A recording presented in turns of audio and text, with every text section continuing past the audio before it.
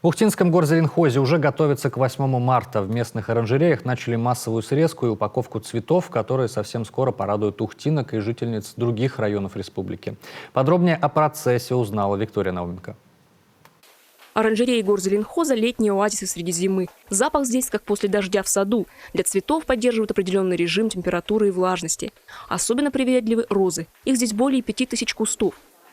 Сорта роз имеют весьма оригинальные и романтичные названия. Например, этот назван в честь Мэрилин Монро, а точнее в честь ее знаменитого фото в белом платье. Он имеет особенно яркий, насыщенный аромат.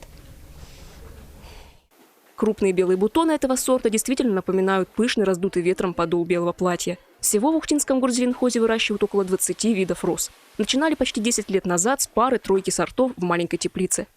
Все время докупали разные розы, докупали разные кусты, разные сорта.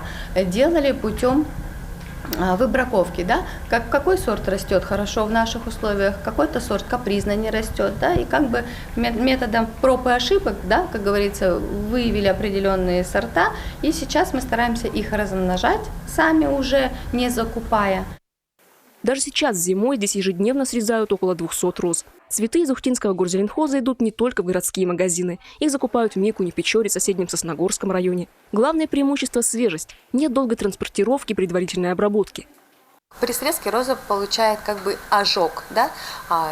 И после срезки мы ее помещаем в специальный раствор дезинфицирующий и ставим на 12 часов в температурный режим плюс 5 градусов, то есть в холодильник. И к утру она уже готова ехать по магазинам нашего города.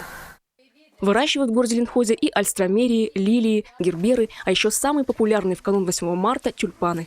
Их здесь 14 сортов. На данный момент к 8 марта готовимся, собираем тюльпаны. Чтобы сохранение было к 8 марта, мы упаковываем специальным средством, то есть собираем по 20 штук. Цветы из оранжереи стоят минимум 3 дня, при правильных условиях по 2 недели. Впрочем, для более долговечных зеленых подарков в Ухтинском горзеленхозе выращивают и множество видов горшечных цветов. Виктория Науменко, Павел Лагутин, телеканал Юрган, Ухта.